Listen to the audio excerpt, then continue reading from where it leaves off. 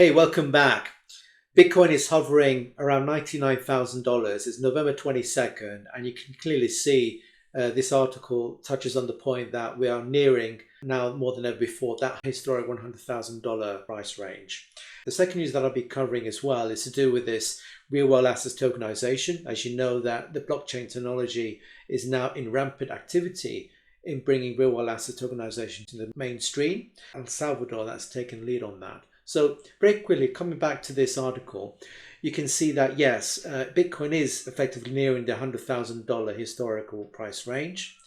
And that's going to happen sooner than we all realized at the very beginning. In fact, well before the US presidential election even started. So it says BTC is buoyed by renewed bullish hopes about a crypto-friendly Trump administration that are expected to take place in office when he swears into the oath in office in January next year. It goes on to say that yes, it's closely reaching the $100,000 milestone, with prices currently hovering just over $99,000 following a recent spike.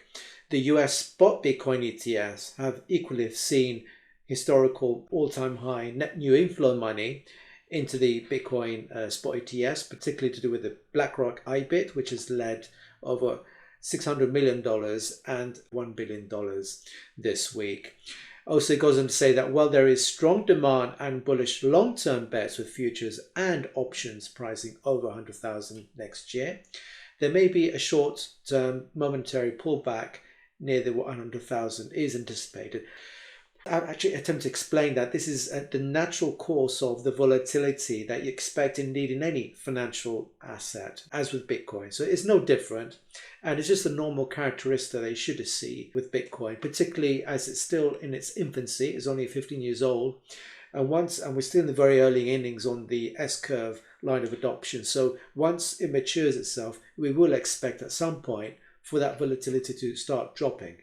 It's not the case now, but it will happen. It just puts into manifestation that Bitcoin is becoming more of a requirement from and recognition by everyone, right?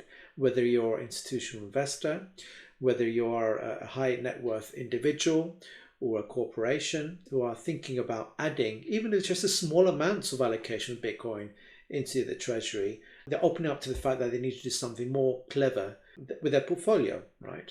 And also with retail investors. So that's this first interesting news. I want to show you effectively that we have seen all-time high net new inflows into the US spot Bitcoin ETFs. You can see we have amassed $1 billion of net new money, and you have the BlackRock, which is the IBIT, have taken the lion's share of that, which is just over 600 million. The trend is going to set to continue, and it's going to be even more pronounced as indeed President Trump swears in office. This is going to be the normal modus operandi of seeing these humongous amounts of fiat creeping its way into these spot Bitcoin ETFs. And as you're already becoming familiar, ETFs is just one entry point. We have other entry points, whether it's through the options market, start allowing traders to bet on the ETF shares, to begin trading options this week. And we've already starting to see huge swathes of capital even on the IBIT options market. And it's not going to stop with BlackRock, because once the BlackRock has been approved for options trading, the ripple effect on the other ETFs to solicit the same sort of thing it's just a matter of time. And it's going to happen. And again, not just within the US capital markets arena, but there are other countries are going to be expected to do the same thing. It's just a matter of time. You also have the private and public pension funds actually starting to increase now their percentage allocation of their funds into Bitcoin. They start out maybe with 1%, 2%, 3%, but now it's just a matter of time where they're going to start increasing the percentage allocations to Bitcoin. And also you have the retail investors like you and I have already made allocations of their wealth into holding Bitcoin to the long term. And also nation states, we are seeing more and more news. We've got the government of Bhutan, who've been an added country, who've actually allocated some of their sovereign wealth into Bitcoin. And we have some other countries doing some sort of shenanigans behind the scenes, doing the same sort of thing, even though they're not publicly making statements at this moment in time. But we are seeing data, nevertheless, that suggests clearly there is that trend of increasing amount of countries, both emerging and even developed world, starting to make allocations into Bitcoin. And then once they've done that, of course, they're going to reap the political benefit of making declarations publicly to their electorate. It comes to the point that where Bitcoin now is maturing itself slowly but surely.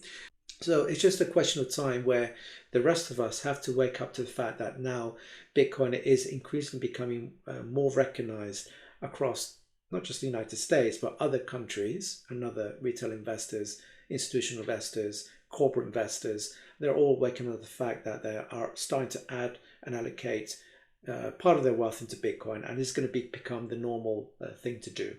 And I want to leave today's episode on real-world assets tokenization. As I just mentioned earlier on today, El Salvador is taking the lead in tokenizing their first physical analog asset into the blockchain. The use case for this is tokenizing US Treasury bills in the country. They call it T-bills, right? Treasury bills for short. And they're going to offer that for both individuals and organizations who were previously unable to invest in these products to now starting to invest as a result of this announcement at El Salvador. It goes on to say that indeed tokenized US Treasuries are a booming market, and now they are coming to the nascent crypto hub of El Salvador.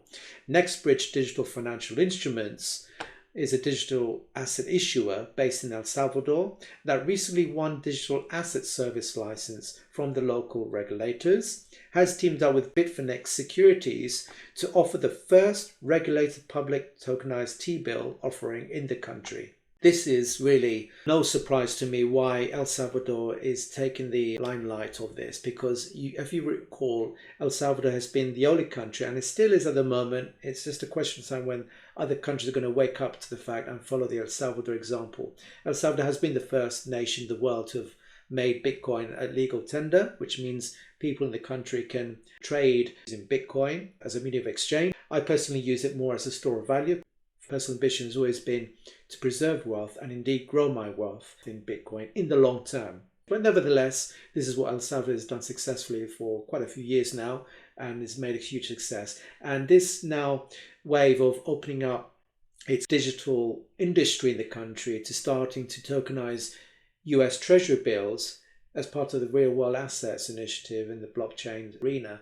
This is no surprise that they are taking a lead to doing this and providing this tremendous investment opportunity, not just to big corporates, but indeed to the individuals, the normal man and woman in the street. So this is phenomenal news.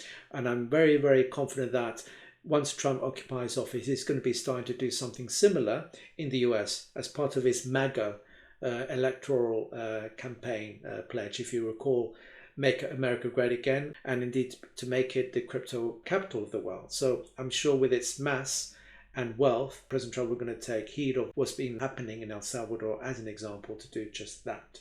So hopefully if you found today's episode interesting, please don't forget to hit the like and subscribe to my channel and to share the video, because I really put in an awful lot of effort and time to make these recordings. So I appreciate your support and I look forward to see you next time.